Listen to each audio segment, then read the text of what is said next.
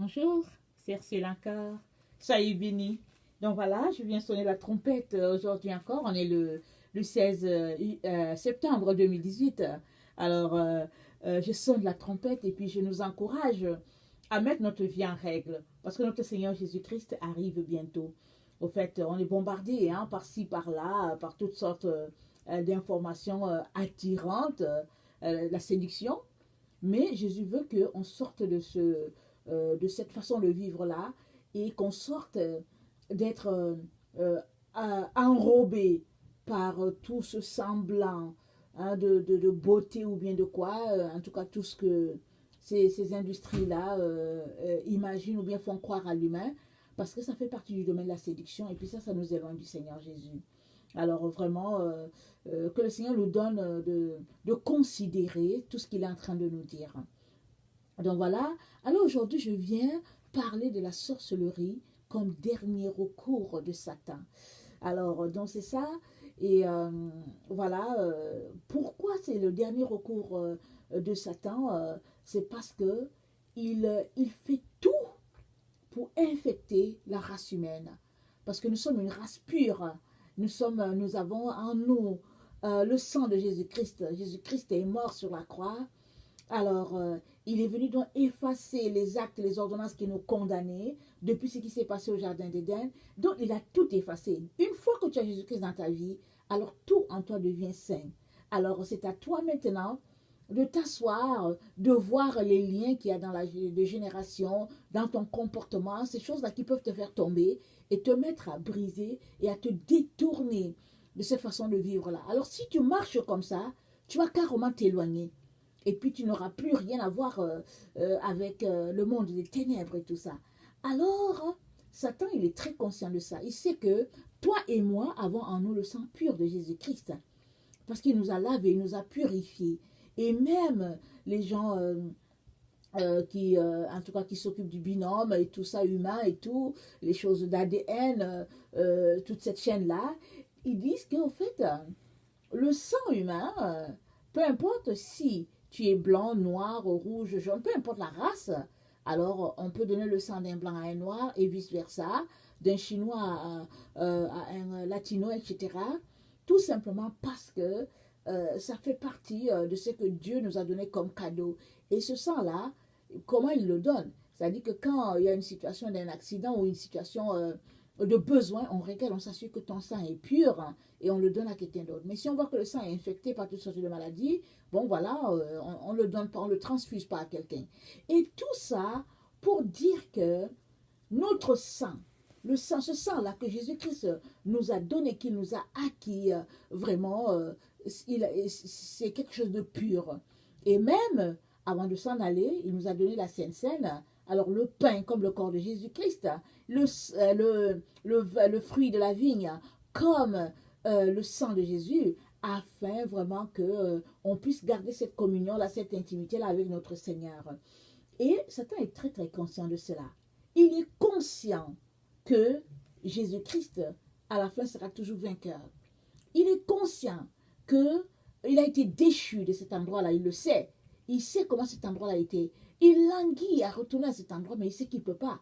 Alors, dans un dernier recours pour infecter la race humaine, il a contaminé cette race-là avec la sorcellerie. La sorcellerie, nous savons on a défini ça hier, dans la vidéo d'hier, toutes sortes de pratiques abominables. Et souvent, ça part de famille de génération en génération. Souvent, on l'acquiert soit peut-être en mangeant avec quelqu'un, mais aujourd'hui, c'est quelque chose même qu'on peut attraper via les réseaux sociaux, la télévision et tout ça. Parce que la sorcellerie aussi, c'est une pensée. C'est une façon de penser. Ça part de la pensée. Alors, il y a des personnes qui, au fait, sont programmées, c'est-à-dire que dans leur pensée, dans leur schéma, leur façon de réfléchir est agencée de telle sorte que, au fait, ils sont portés à pratiquer la sorcellerie. C'est-à-dire, il n'y a pas moyen, par exemple, pour ces personnes-là, de briser cette chaîne-là, à moins que elles décident tout simplement de se détourner des traditions, des règles de leur tradition, et qu'elles renient ça complètement, et qu'elles se tournent vers Jésus-Christ. Et là, elles partent sur une nouvelle base avec le Seigneur Jésus. Alors, dans 2 Corinthiens 10, le verset 5, c'est dit, amenez vos pensées captives à l'obéissance de la croix. Donc, pourquoi est-ce que la Bible parle de pensée? C'est parce que nos pensées sont ce qui nous pousse à agir. Alors, tu agis parce que tu as d'abord pensé à quelque chose et ça t'a amené là. Et le Seigneur, donc, nous encourage à amener nos pensées, à les drainer, à les amener sous la croix, parce qu'à la croix, c'est là que tout est exposé. C'est là que tout a été cloué et c'est là que nous avons été libérés. Alors, il est donc important que si tu te réclames de Jésus-Christ, il est important aussi que tes pensées soient telles, parce que la Bible dit, euh, attendez, la Bible dit que nos pensées, attendez, Dieu dit, car vos pensées ne sont pas les miennes, et puis il dit, mes voix ne sont pas vos voix, et puis mes pensées ne sont pas vos pensées, parce que mes pensées sont au-dessus de vos pensées. Donc les pensées de Dieu sont au-dessus de nos pensées humaines. Dieu pense vraiment sagesse, il pense éternité, parce que c'est celui qui nous a créés, et il a tout mis il est tout, il est notre, il est toute la science, il est toute l'entité, il est tout, il est l'être entier là. Alors, donc tout est en Dieu, et si tu veux vraiment marcher dans ses voies, tu n'as pas le choix que de renoncer à tes pensées pour venir aux pensées de Dieu. Parce qu'avec les pensées de Dieu, nous renversons les raisonnements et toute hauteur qui s'élève contre la connaissance de Dieu, et nous amenons toute pensée captive à l'obéissance de Christ. Donc, avec le Seigneur, nous amenons toute pensée captive à l'obéissance de Christ. Alors, nous n'avons pas vraiment le choix de choisir comment nous voulons nous comporter. Dieu a déjà tracé le schéma. Il nous dit, si tu veux vivre, si tu veux marcher en victoire, si tu veux marcher délivré de la vaine manière de ce monde, alors amène tes pensées captives à l'obéissance de la croix. Alors c'est pour cela que Paul dit que nous renversons les raisonnements et puis toute hauteur qui s'élève contre la connaissance de Dieu. Et ça, c'est avec la parole, c'est avec notre volonté, et ça part de la pensée.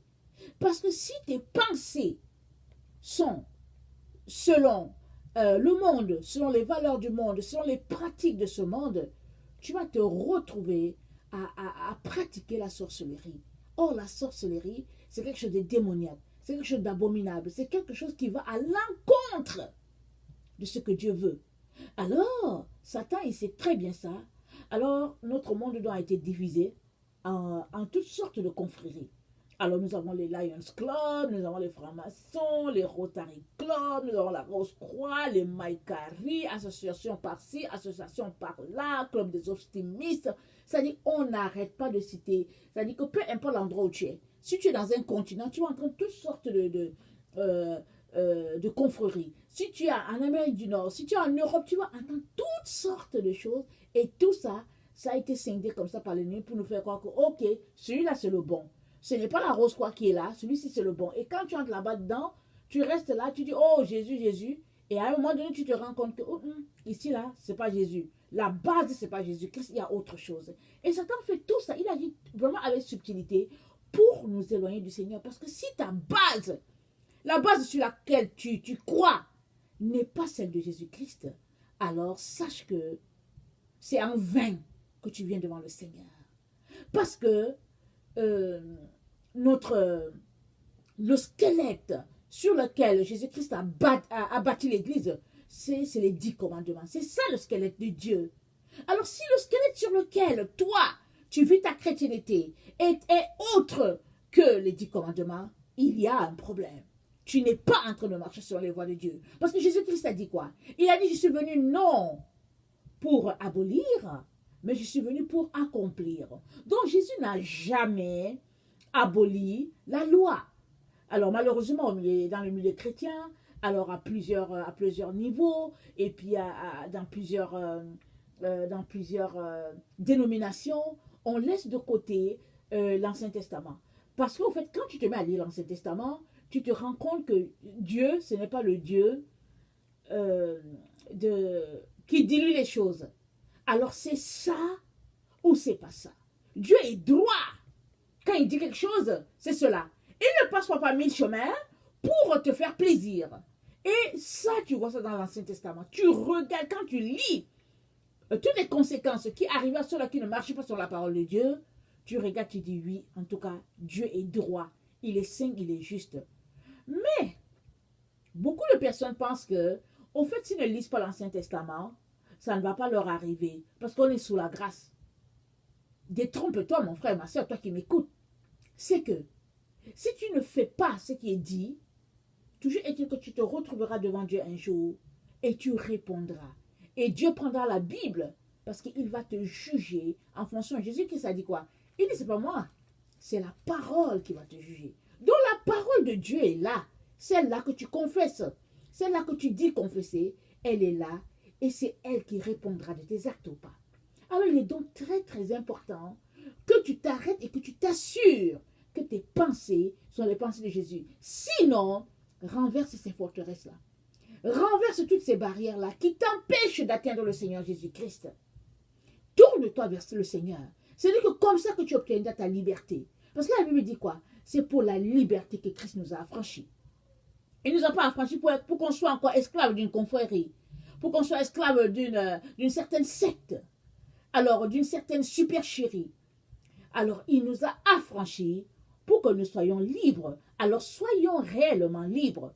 Alors dans Exode 5, le verset 2, c'est dit, c'est Pharaon qui parlait, parce que quand Moïse allait vers Pharaon, Dieu a dit à Moïse, dis à Pharaon, laisse aller mon peuple. Alors Pharaon a dit, qui est l'Éternel pour que j'obéisse à sa voix, en laissant aller Israël. Je ne connais point l'Éternel et je ne laisserai point aller Israël. Alors c'est comme ça que Pharaon a répondu. Et nous connaissons toutes les conséquences qui est arrivées à Pharaon, à son pays, à toute son armée. Comment toute l'armée a été décimée dans la mer et Pharaon est retourné seul avec son char pour témoigner. Mais s'il avait écouté l'Éternel des armées célestes comme Moïse le lui demandait, alors il se serait réconcilié avec ce Dieu puissant-là et le destin de l'Égypte aurait été autre chose. Mais, rappelons-nous, Israël était sous l'esclavage. Dieu avait promis à Abraham que sa descendance va hériter le pays de Canaan, mais qu'entre-temps, ils seront d'abord esclaves sur une terre étrangère. Ils ont été esclaves en Israël pendant plus de 400 ans. Pas en Israël, en Égypte pendant plus de 400 ans. Et quand le temps est venu pour qu'Israël soit libéré, alors Dieu a envoyé un libérateur en la personne de Moïse. Et Moïse est venu, il a déclaré les paroles. Et sous ces paroles-là, Israël a connu la délivrance. Pharaon ne voulait pas les laisser passer, mais Moïse a déclaré la parole, il a condamné 10 plaies, il a fait sortir 10 plaies et qui correspondaient à 10 dieux que l'Égypte adorait. Et c'est comme ça que Dieu a laissé aller que Pharaon a laissé aller son peuple. C'est comme ça que Dieu a libéré son peuple pour que son peuple aille l'adorer. Alors c'est la même chose qui est en train de se passer, alors que les enfants de Dieu sont esclaves dans ce monde et que vraiment ils sont retenus par le système de ce monde. Et Daniel parle d'un dernier gouvernement qui va prendre place qui est différent des autres. C'est-à-dire que Daniel parle d'un 8e royaume qui est différent de tous les autres et qui a tellement fait trembler Daniel parce qu'il voyait l'aspect de cette bête-là qui était une bête terrible. Alors, Dieu a dit, après, quand Daniel a vu tout ça, Dieu lui a dit, après cela, le jugement va venir. Et puis cette bête-là ne sera plus. Et ce sera le peuple saint qui va régner vraiment dans la gloire de Dieu. Et nous sommes cette génération-là. Et c'est le gouvernement sous lequel nous sommes actuellement. Mais il va aller en s'intensifiant. L'ordre mondial sous lequel nous sommes. Et les choses vont prendre place bientôt. C'est ça que Dieu est en train de nous dire. Pour le moment, on ne voit pas la tête de l'iceberg, mais en profondeur, tout est déjà dessiné, tout est déjà établi, le canevas est là, tout est déjà monté. Et quand l'Antichrist va venir avec le faux prophète et qu'ils vont exercer toute leur abomination sous le regard du dragon, tout le monde va penser que oh, c'est quelque chose de nouveau. Mais c'est quelque chose qui a pris place depuis longtemps. Parce que Dieu l'a montré depuis longtemps à Daniel. Et on a lu que toutes ces choses-là vont se faire avec la ruse, avec la falsification, avec la magie, avec toutes ces choses-là. Et Dieu ne veut pas qu'on participe à cela. Alors Dieu nous dit, tournez-vous vers la parole. Il dit, vous connaissez la vérité vous affranchira. La vérité, c'est la parole de Dieu. Si tu marches sur la parole de Dieu, tu ne vas pas te retrouver pris à la sorcellerie. Mais si tu ne marches pas par la parole de Dieu, tu vas te retrouver pris là-dedans. Parce que tout ce qui n'est pas de Dieu est contre Dieu. Et ce qui est contre Dieu, c'est les idées de Satan. Et parce que si tu épouses les idées de Satan, ça veut dire que tu marches selon son principe à lui. Tu marches selon son canevas. Et son canevas n'est rien d'autre que sorcellerie. Parce que la sorcellerie, ce n'est pas forcément aller juste s'asseoir chez le marabout. Le marabout, il s'en va, il raconte des choses et puis il jette les choses sur les gens et puis ta. Ça, c'est incanter les gens. Mais c'est la même chose. Toi-même, tu peux t'incanter par tes pensées. Si tes pensées ne sont pas les pensées de Jésus-Christ, alors petit à petit, tu vas te retrouver séparé de Dieu. Parce que tout part de la pensée. Voilà pourquoi la Bible dit, amenez vos pensées captives à l'obéissance de la croix. Il est donc important, à ce moment critique où nous nous trouvons, que tu puisses t'assurer que les pensées que tu nourris, que tu entretiens, sont les pensées de Jésus-Christ. Sinon, repens-toi. Répands-toi, va devant le Père, demande-lui pardon pour tes actions, pour les choses que tu fais et retourne au pied de la croix. Parce que c'est au pied de la croix que tu obtiendras ta délivrance. Parce que c'est là que se trouve la vérité. D'autant plus que Jésus-Christ a exposé domination, autorité, principauté. Il les a exposées à la croix. Il a triomphé d'elle. Alors il a été fait sacrifice pour nous, afin que toi et moi nous puissions obtenir la délivrance. Alors, il est temps que nous puissions laisser aller le monde de ses passions pour nous tourner uniquement vers ce Dieu-là qui nous a tant aimés, qu'il a donné son Fils unique pour nous délivrer, pour nous sauver. Dans Jude, j'aimerais ça qu'on lise Jude, vous savez, il n'y a pas de chapitre. Alors j'aimerais qu'on lise Jude 14 à 19. Excusez-moi un peu, on dirait que j'ai perdu mon texte, mais je sais que c'est juste à côté d'Apocalypse. Voilà, je l'ai trouvé. Alors, je vais lire du 14 au 19. J'espère que je suis bien. Non, excusez-moi d'abord, je lis d'abord le 5 au 11. Je veux vous rappeler à vous qui savez fort bien toutes ces choses. Jude, c'était le frère au Seigneur Jésus-Christ par Marie, c'était un des fils de Marie. Alors il nous écrit donc, je veux vous rappeler à vous qui savez fort bien toutes ces choses que le Seigneur, après avoir sauvé le peuple et l'avoir tiré du pays d'Égypte, fit ensuite périr les incrédules, qu'il a réservés pour le jugement du grand jour, enchaînés éternellement par les ténèbres, les anges qui n'ont pas gardé leur dignité, mais qui ont abandonné leur propre demeure, que Sodome et Gomorrhe et les villes voisines, qui se livrèrent comme eux à la débauche, à des vices contre nature, sont donnés en exemple, subissant la peine d'un feu éternel. Malgré cela, ces hommes aussi, entraînés par leur rêverie, souillent pareillement leur chair, méprisent l'autorité et injurient les gloires. Or, l'archange Michel, lorsqu'il contestait avec le diable et lui disputait le corps de Moïse, n'osa pas porter contre lui un jugement injurieux. Mais il dit que le Seigneur te réprime. Eux, au contraire, ils parlent d'une manière injurieuse de ce qu'ils ignorent et ils se corrompent dans ce qu'ils savent naturellement comme des brutes. Malheur à eux, car ils ont suivi la voie de Caïn, ils se sont jetés pour un salaire dans l'égarement de Balaam, ils se sont perdus par la révolte de Corée. Donc voilà, Jude nous dit que les anges déchus, ceux-là qui ont suivi Satan, ceux-là qui ont obéi à ce que Satan leur a dit, parce que Satan, si nous nous rappelons bien, c'était celui qui était le chef de l'orchestre céleste. Alors Satan a monté un coup d'état contre Dieu, il voulait la place de Dieu. Et les anges, il y a certains anges qui l'ont suivi. Et Jude nous dit ici que si eux-là, ils n'ont pas été épargnés et qu'ils sont enchaînés et ils attendent leur jugement, à combien plus forte raison, nous les humains créés à l'image de Dieu qui ne voulons pas obéir à Dieu. C'est ça que Jude dit. Et Jude dit de ne pas suivre la voie de Caïn, qui s'est révolté. Il dit de ne pas suivre cette voie-là. Parce que cette voie-là, elle mène à la mort éternelle. Elle mène à la perdition. Alors, Jude 14 nous dit aussi ceci. Car aussi pour eux, non, excusez-moi, c'est aussi pour eux qu'Enoch, le septième depuis Adam, a prophétisé en ces termes. Voici le Seigneur est venu avec des saintes myriades pour exercer un jugement contre tous et pour faire rendre compte à tous les impies parmi eux de tous les actes d'impiété qu'ils ont commis et de toutes les paroles injurieuses qu'on proférait contre lui, des pécheurs impies. Ce sont des gens qui murmurent, qui se plaignent de leur sort, qui marchent selon leur convoitise, qui ont à la bouche des paroles hautaines, qui admirent les personnes par motif d'intérêt. Mais, vous, bien-aimés, souvenez-vous de ces choses annoncées d'avance par les apôtres de notre Seigneur Jésus-Christ. Ils vous disaient que, dans les derniers temps, il y aurait des moqueurs, marchant selon leur convoitise impie, et ce sont ceux qui provoquent des divisions, hommes sensuels n'ayant pas l'esprit.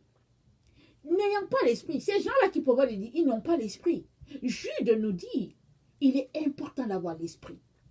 Parce que c'est par l'esprit de Dieu que le Seigneur va te donner de discerner toutes les choses qui sont de l'ennemi, toutes les supercheries de Satan, les ruses, parce que la magie, la contrefaçon, tout ça là, c'est du mensonge, c'est des faux fions, c'est comment on appelle ça là, je veux dire, c'est la tricherie, c'est tout ce qui est faux. Alors, Satan nous fait marcher dans ça. Alors, si tes pensées ne sont pas alignées pleinement sur les pensées de Jésus-Christ, tu ne pourras pas t'en sortir. Parce que ces choses-là, je vais dire, cette chose-là qui est la sorcellerie, elle est faite sciemment afin de détourner les enfants de Dieu du vrai chemin. C'est pourquoi, dès le début de la vidéo, j'ai dit que la sorcellerie, c'est le dernier recours de Satan pour éloigner les enfants de Dieu de la vérité. Maintenant, si tu es averti, tu vas passer ta vie, tes journées, à prier, à demander au Seigneur de t'aider et tu vas passer ton temps à briser et à lier toutes les œuvres ténébreuses.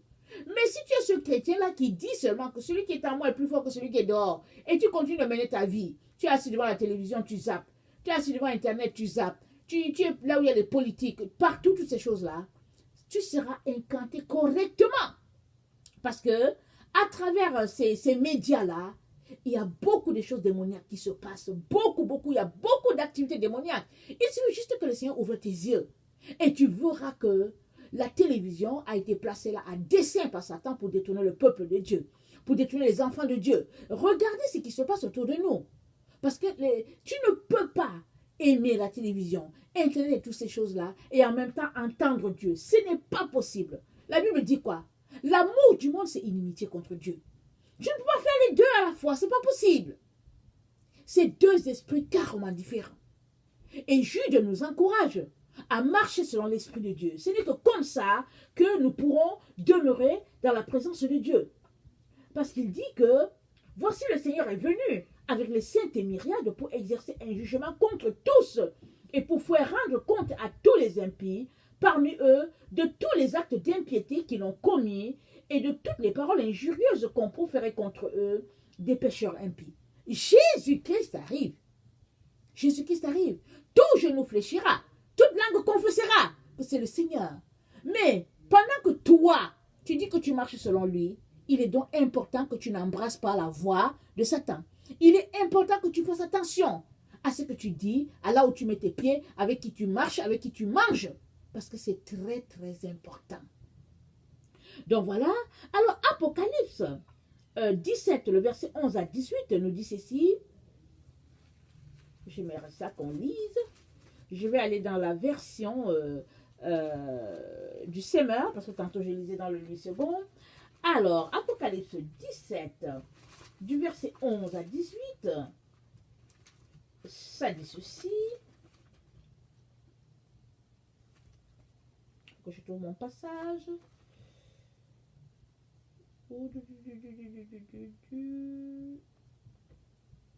Ok, je vais commencer à 10 parce que je n'arrive pas à trouver le 11. Mais elle représente aussi cette roi. Ok, je vois. Je vais commencer, je pense, à 9. C'est ici qu'il faut une intelligence éclairée par la sagesse. Les 7 têtes sont 7 montagnes sur lesquelles siège la femme, mais elles représentent aussi 7 rois. 5 d'entre eux ont été renversés, un autre règne à ce moment et un autre n'est pas encore venu. Une fois qu'il sera là, il ne doit pas rester, une fois qu'il sera là, il ne doit rester que peu de temps. Quant à la bête qui était et qui n'est plus, elle est elle-même un 8e roi. Elle est aussi l'un des 7 et elle va à la perdition. Les 10 cornes que tu as vues sont 10 rois qui ne sont pas encore parvenus au pouvoir, mais ils recevront pendant 1 heure l'autorité royale et ils exerceront en commun avec la bête. Ils l'exerceront en commun avec la bête. Ils poursuivent un même but et même leur puissance et leur autorité au service de la bête. Et mettent leur puissance et leur autorité au service de la bête. Ils feront la guerre à l'agneau, mais celui-ci les vaincra, car il est le Seigneur des seigneurs et le roi des rois et les siens. Ceux qu'il a appelés et élus, ceux qui lui sont fidèles, vaincront avec lui. Alors c'est ça. Et je vais lire au verset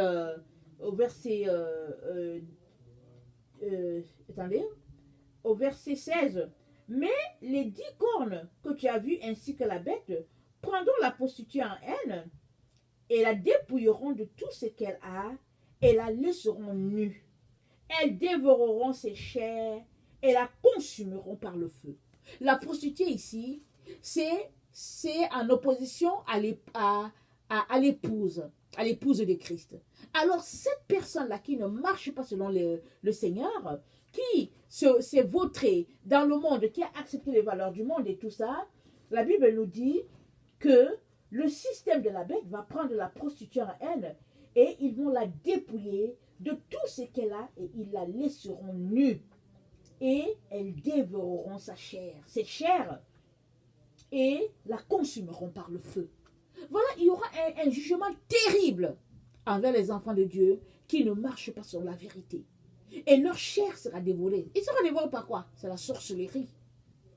Parce que tous ceux-là qui ne marchent pas sur le Seigneur et qui se retrouvent un pied dedans, un pied dehors, qui se retrouvent à s'amuser avec le système de la bête, vont recevoir leur jugement. Parce que c'est dit, on vient de lire, le Seigneur va permettre que la bête et tous ceux-là qui travaillent, tous ces acolytes, vont combattre la prostituée. Ils vont faire une guerre contre celle-là qui est appelée prostituée. C'est-à-dire l'enfant de Dieu qui s'est prostituée. Au lieu d'être appelée vierge, au lieu d'être appelée épouse de Christ, elle s'est laissée entraîner par les passions de ce monde. Alors le Seigneur l'appelle la prostituée.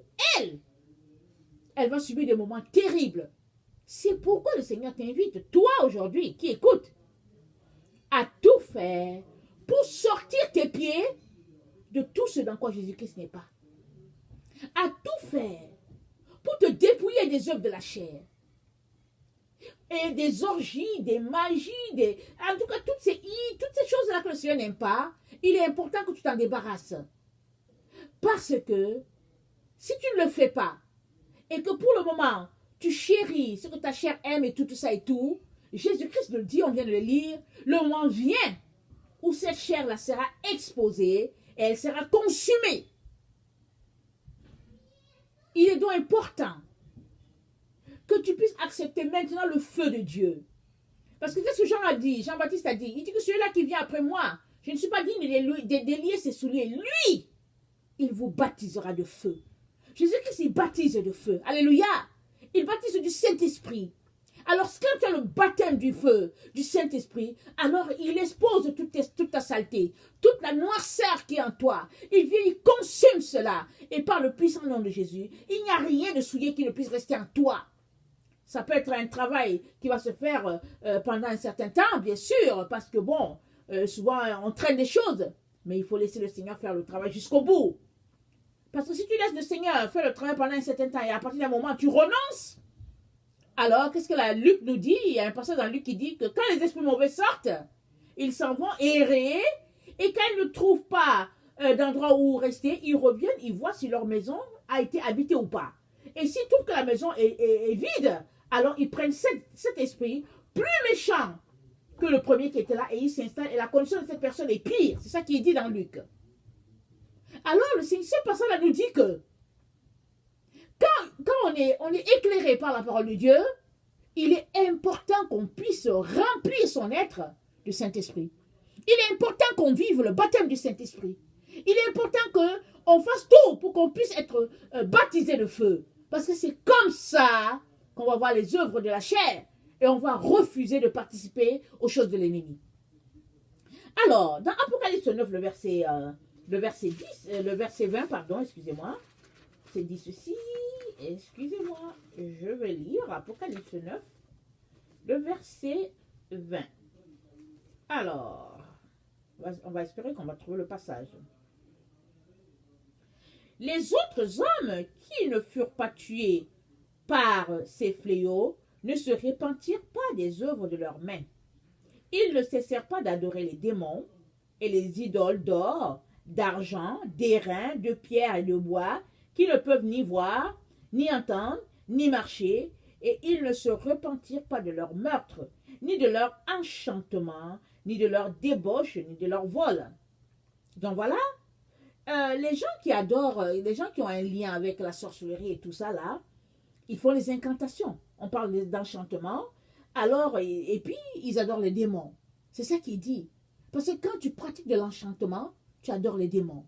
Mais ce qui est grave, mes frères et mes sœurs, c'est que plusieurs enfants de Dieu se retrouvent dans la sorcellerie sans le savoir. C'est ça l'histoire, c'est ça qui fait le plus mal. Mais évidemment, les gens qui aiment discuter vont dire, oh, il ne faut pas exagérer, et puis bon, tatati, tatata. Ça existe, les gens comme ça. Mais je viens vous parler de la part du Seigneur pour vous dire que la sorcellerie inconsciente, elle est remplie partout. Elle est dans toutes les églises. Ce n'est pas parce que ton pasteur n'est pas réputé, n'est pas reconnu comme un pasteur sorcier, que au fait, peut-être que au fait, tu ne côtoies pas la sorcellerie. La sorcellerie, là où on est rendu, au siècle où on est rendu, on côtoie la sorcellerie à tous les jours. À tous les jours, souvent dans notre lieu de travail, souvent dans les magasins où on va, souvent dans l'église où on côtoie. C'est-à-dire que c'est partout. Pourquoi? Parce que Satan est déchaîné. C'est son dernier recours pour infecter les enfants de Dieu. C'est son dernier recours pour les souiller, pour les arracher à leur Père Dieu. Et Dieu te dit, sois vigilant. Il te dit, sois éclairé. Pour cela, il t'a donné le Saint-Esprit. Le Saint-Esprit est là. Qu'est-ce que Jésus-Christ a dit? Il dit, il viendra, il ne vous laissera pas orphelin, il vous révélera toutes choses. Il vous conduira dans toute la vérité. Alors si Jésus-Christ a donné le Saint-Esprit et tu le laisses à côté, mon frère, ma soeur, comment tu vas faire pour sortir de là? Comment tu vas faire pour vivre la vie, cette vie-là qu'on est appelé à vivre? Comment tu vas faire? Parce que, très très bientôt, la tribulation, on est aux portes de la tribulation. On est à ces portes-là. Comment tu vas faire? Tu as besoin du Saint-Esprit. Il n'y a personne qui peut s'en sortir sans l'Esprit de Dieu. Parce que l'Esprit de Dieu, c'est Dieu lui-même en nous. C'est le même Esprit qui est en Dieu le Père, c'est le même Esprit qui est en Jésus-Christ. Et tu auras cet esprit-là selon la dose de ta proximité avec le Seigneur. Et tu as besoin de le demander au Père, et tu as besoin de vivre selon l'Esprit. La Bible dit, entretenez-vous par des psaumes, des cantiques, rendez la gloire à Dieu, et puis partagez la parole, et puis exhortez-vous ensemble. C'est ça que c'est dit. Mais pour le faire, tu as besoin de t'assurer que la personne avec qui tu l'as fait, elle est remplie de l'Esprit de Dieu, malheureusement. Avant, il n'y avait pas de problème, on se retrouvait, et puis bon, voilà, on dit aux frères en Christ, sœurs en Christ. Aujourd'hui, on ne sait pas qui est frère, qui est sœur. On ne sait pas. Seul l'Esprit de Dieu va te révéler que oui, telle personne X, c'est vraiment mon enfant, tu peux être avec la personne, tu peux prier avec elle. Et puis telle personne Y, évite là, parce que bon, dans le fond, en tout cas, elle est mi-figue, mi-raisin. Et ça, On a besoin de ça, mes frères et sœurs. On ne peut plus passer à côté. On ne peut pas s'amuser. Parce que les temps sont très avancés. Et Satan, lui, il ne perd pas le temps. Il ne fait qu'avancer, avancer dans ses pratiques vraiment abominables afin de détourner les enfants de Dieu de la vérité. Et toi qui connais la vérité, qui entends la vérité, il est important que tu poses des actions concrètes et que tu marches selon cela. Parce que tu ne peux pas t'en sortir autrement. Alors, cette bête-là, qui représente aussi le gouvernement, le dernier gouvernement mondial, et puis on est dans cette bête-là, on l'a vue, elle va faire descendre le feu du ciel, elle va faire des miracles terribles, et tout cela sera fait par le pouvoir de la magie, de la falsification, des orgies, des enchantements, de la sorcellerie, par toutes sortes de mensonges, de ruses, afin de séduire l'enfant de Dieu. C'est ça qu'on a lu. On dit que cet homme-là de la perdition va venir, il va se hisser dans une position par des ruses, par-ci par-là, il va se retrouver à un poste où il ne doit pas être. Et il va même traiter une alliance avec Israël pendant 3 ans et demi, et au milieu, il va rompre cette alliance-là. Et c'est là que les yeux des Juifs vont s'ouvrir. Ils vont regarder, ils vont dire, ah, en tout cas, on dirait que là, on s'est fait avoir. Mais il sera déjà trop tard. Parce qu'il sera avancé dans son programme. Et c'est à partir de là qu'il va commencer à tuer et les Juifs et les chrétiens. Tous ceux-là qui vont dire, on ne va pas t'adorer. Parce que bientôt, dans les églises là que tu vois là, sur la terre, ce sera l'Antichrist qui sera adoré. Les vrais adorateurs du peuple vont se retrouver cachés dans leur maison pour adorer Dieu les samedis. Ils seront cachés. Ils vont se cacher. Qu'est-ce que c'est dit? C'est dit qu'ils vont aller dans le désert. Ils vont fuir, ils vont se cacher. Et le Père va les nourrir. Il va prendre soin d'eux. Mais ils devront se cacher. Parce que tous ceux-là qui auront la lumière de Dieu seront chassés, pourchassés. Parce que l'esprit qui sera sur la terre, ce sera l'esprit de la sorcellerie. Ce sera l'esprit des ténèbres. Les ténèbres seront répandues partout. Seuls ceux-là qui ont la lumière de Dieu auront cette lumière-là, cette lampe-là qui va briller. C'est eux les vierges sages. C'est eux qui vont se mettre vraiment dans la présence de leur Père. C'est eux qui vont refuser de se souiller. Ils seront pourchassés. Et Dieu te dit, à cette heure-là, c'est une heure critique. Ne perds plus le temps à courir par-ci par-là dans les valeurs de ce monde. Jésus-Christ te dit, laisse ça aller. Viens, Jésus-Christ te dit. Je suis ta seule sécurité, te dit Jésus-Christ. Et c'est le moment de venir. N'attends pas. N'attends pas d'entendre que, il y a eu tremblement de terre, le monde s'est écroulé, l'Antichrist est arrivé au pouvoir que tu vas courir. Parce que tu ne sais pas si toi tu seras encore en vie. Tu ne sais pas. C'est maintenant. Aujourd'hui, si vous entendez sa voix, n'endurcissez pas vos cœurs. Comme lors des eaux à Mériba, a dit à la Bible. C'est maintenant. Venons devant lui avec crainte, avec tremblement. Vraiment humilions-nous devant le trône de grâce, afin que Dieu puisse nous envoyer un temps de rafraîchissement.